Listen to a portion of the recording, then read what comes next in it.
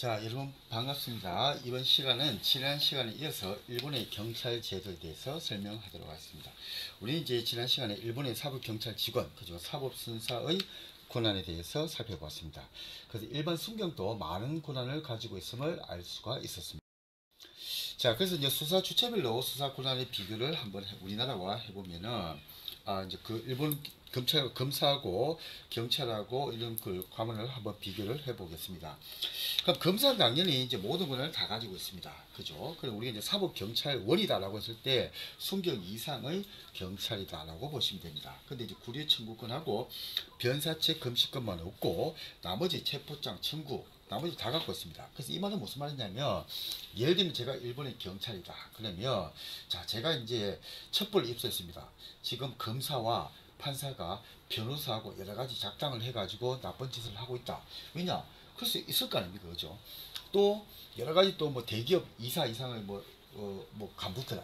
그죠? 거기에 대해서도 문제가 있다. 그럼 제가 판사에게 바로 영장 청구를 하는 겁니다. 그러면 판사가 그걸 보고 발부를 해줍니다. 그래서 일본은 갑자기 경찰이 검찰청 사무실에 들어가 가지고 검사를 체포할 수도 있습니다. 이론적으로는. 또 예를 들면 대기업 이사가 있다 가가지고 삼성이 가가지고 삼성의 이사를 경찰이 체포할 수 있다는 겁니다. 즉 판사가 발부한 영장을 가지고 일본은. 그런데 우리나라는 관행적으로 어떻게 했냐면, 과거에 이제 판검사, 그죠? 판사, 검사, 그리고 또 대기업 같은 경우는 이사 이상에 대해서는 경찰이 수사를 못했습니다.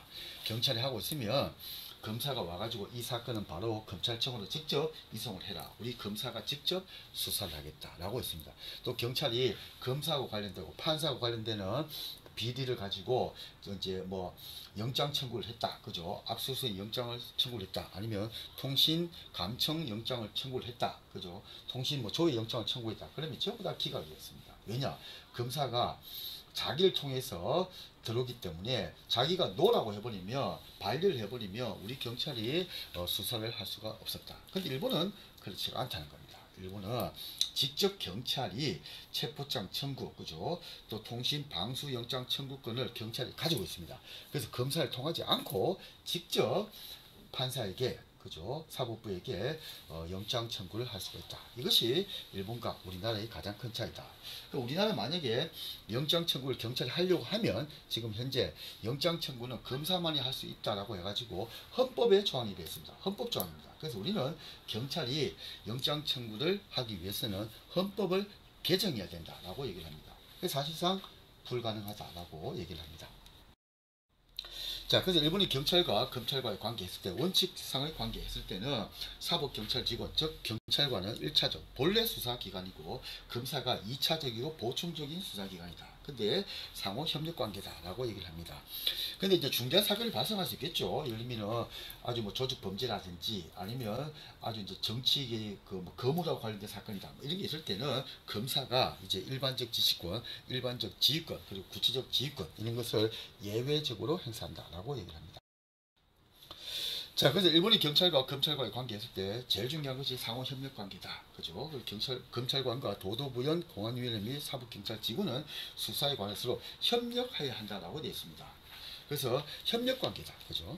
또 검사의 수사 지휘권, 이렇게 했을 때는 또 일반적 지시, 그죠? 수사 일반에 관한 준치, 또 일반적 지휘, 독립사건을 검경이 동시에 수사하는 경우의 조정 권한, 그죠? 또 구체적 지휘, 검사 인지 사건에서 인력이 부족한 경우에 수사를 보조한다. 이렇게 얘기를 합니다.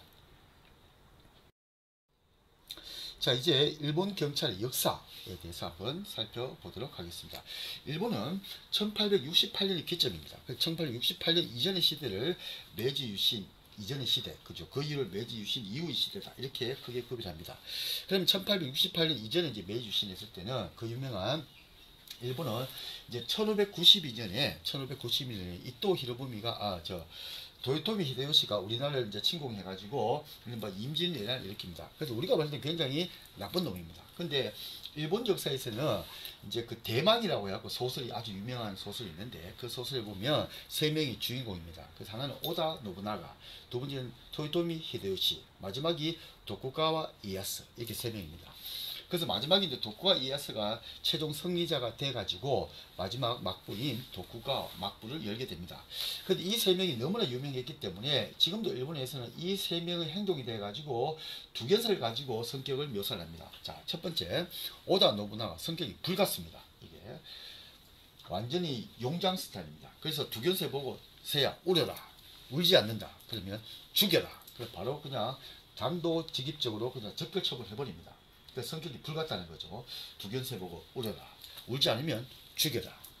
자, 그 다음 두 번째, 토요토미 히데요시입니다. 토요토미 히데요시는 가난한 평민 출신입니다. 쉽게 말해가지고 하층민 출신입니다. 뭐 흑수저 출신입니다. 금수저가 아니고, 오다 노부나가는 귀족 가문이니까 금수저 출신이고, 도쿠가와 이에야스도 금수저입니다. 집안이 좋기 때문에, 귀족 가문이기 때문에. 근데 유일하게 평민 가문입니다. 흑수저에서 일어나고 일본의 그 쇼군이 됩니다. 그래서 이제 토요토미 히데요시를 굉장히 이제 일본 국민들이 좋아합니다. 우리는 굉장히 싫어하는 나쁜 놈이지만. 자, 이제 토요토미 히데요시에게 묻습니다. 자, 두견세 보고 울어라. 그래서 울지 않으면 울 때까지 기다린다. 지가 언젠가는 울겠지. 그죠?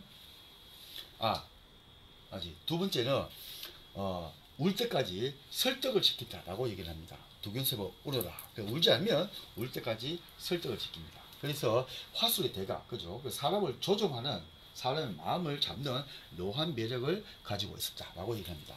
자, 이제 마지막 약간 비만형의 이제 도쿠가와 이에야스. 자, 마지막 인내의 대신, 인내의 대가입니다. 인내의 대가. 이 사람은 어렸을 때 인질로도 잡혀갑니다. 오다 노부나가 가문에게. 근데 거기도 참고, 그죠? 이게. 자, 그래서 하여튼 여러 가지 인질생활을 하면서도 참고 또 도쿠가와 토요토미 히데요시의 부하로도 들어가고도 참습니다. 또 참고 참습니다. 이게 즉 흑수저인 출신이 자기보다 위에서 명령을 내리는데도 자기가 참습니다. 그러다가 마지막에 이제 최고의 성자가 됩니다. 그래서 이에야스에게도 묻습니다. 자, 두견세야 울어라. 울지 않으면 어떻게 하느냐?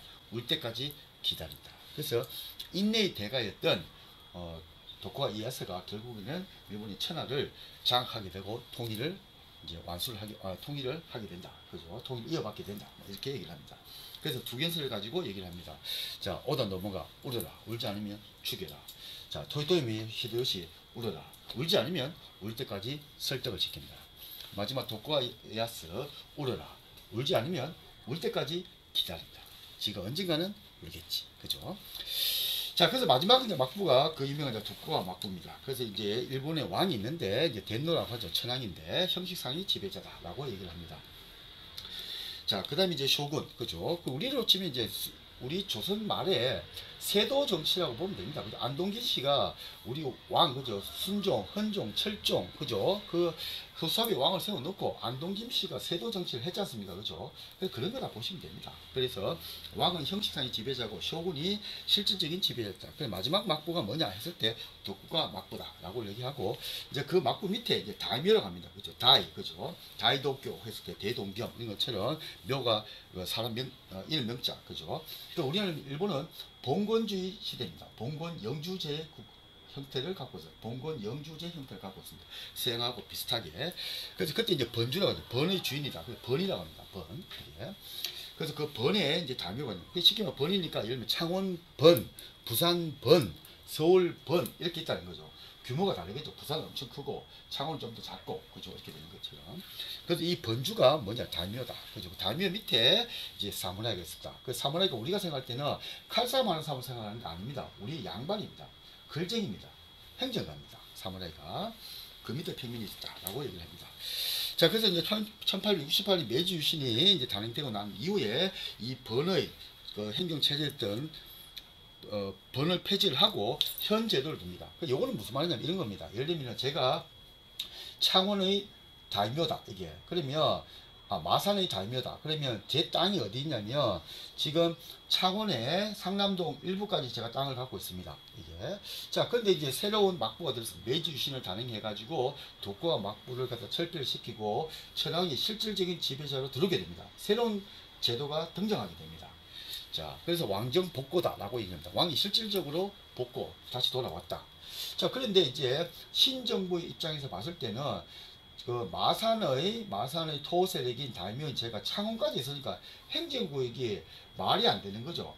그래서 새로운 행정제도를 만듭니다. 그 창원은 다리를 기점으로 하고 여기까지가 마산, 여기까지가 창원, 여기까지가 진해, 뭐 요렇게 여기까지가 김해, 요렇게 행정구역을 딱 나눈 거죠. 그 사람이 땅을 어떻게 갖고 있냐에 따라서 나누는 것이 아니고, 그것이 뭐냐면 폐번치연입니다. 그래서 과거의 제도인 다이묘가 있던 그 영지 제도를 폐지를 하고 새로운 행정제도를 도입을 했다라는 것이 폐번치연이다. 그런데 이때 이제 병무성 시대에서 사분 시대로 넘어갔다라고 얘기를 하고, 이제 1874년 동경경시청이 창설되었다. 그리고 일본이 이제 2차 대전에 패망을 했기 때문에 1947년 이제 미군정 하에서 구경찰법을 만듭니다. 인구 5,000명 이상의 시정촌에 자치경찰제를 도입하게 됩니다. 왜냐? 일본은 세계 제2차 대전 시대 때 중앙집권적인 강력한 정치경찰, 특고도 있고 하여튼 중앙집권적인 경찰 제도를 가지고 있었기 때문에 너무나 많은 시민을 억압하고 비리를 저지르고, 그래서 시민사회가 성장을 못했다. 그 결과 2차 대전을 일으켰다. 이렇게 생각을 했습니다. 그래서 중앙집권적인 경찰제를 해체를 하고 인구 5,000명 넘으면 시정촌에다가 자치경찰을 뒀습니다. 미국 비슷하게. 자, 근데 너무 작게 자치경찰을 시행하고 이렇게 하다 보니까 실패를 합니다. 그래서 일본은 1954년 신경찰법을 제정을 해가지고 지금의 광역자치단체인 도도부현 제도를 만들었다라고 얘기를 합니다. 자, 그래서 요약을 하면 이제 1968년 메지 유신 이전의 경찰, 독고가 막부 시대다. 방금 얘기를 했습니다. 그때 이제 마치 부교라고 합니다. 부교가 행정과 사법을 담당했습니다. 그래서 부교가 뭐냐 그러면 행정 부교도 있고 주방 부교도 있고, 우리가 좀 이호예병 현공이다 이렇게 보시면 됩니다.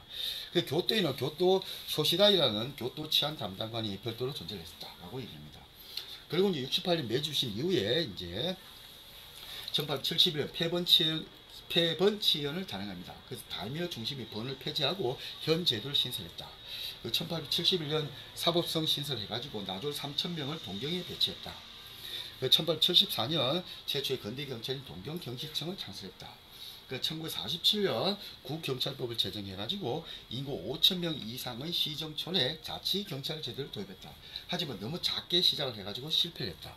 그 결과 1954년 신경찰법을 제정해가지고 현재 절충형 경찰 제도를 도입했다. 그래서 지금까지 이어지고 있다라고 얘기를 합니다. 자, 이제 마지막 일본 경찰의 특징입니다. 그래서 공안위원회는 사법경찰 직원에 대한 징계 파민권을 가지고 있다. 그래서 경시청 총경 이상은 국가공무원이고 경부 이상은 체포 청구권을 가지고 있다. 자, 그래서 예를 들면 경찰청에 있는 경부다. 그럼 국가공무원이고 경시청에 있는 경부다. 그렇게 했을 때는 우리가 이제 그 지방공무원이다 라고 얘기를 합니다. 그죠? 근데 경시정 이상이다. 그죠? 경시정 이상이다. 그러면 전부 다 지방에 있던 국가에 있던 국가공무원이다 라고 얘기를 합니다. 자, 그럼 내각 총리 대신과 경찰청 장관은 긴급사태 그리고 비상사태 발생 시 중앙의 통제가 가능하다. 광구경찰은 소관 사무에 대해서 해당 부현 경찰을 관리한다. 도도부현지사가 있는데 정치인이죠. 경찰 직접 지휘 감독할 수는 없다. 소활이라는 제도 때문에. 그런데 권한을 가지고 있다. 그게 뭐냐? 조례안 및 예산안의 의회 제출권, 지출 명령권, 그죠? 또 경찰서 설치권, 그죠? 하지만 해당 지역 경찰을 지휘 감독하지는 못한다라고 얘기를 합니다. 자, 고생 많으셨습니다.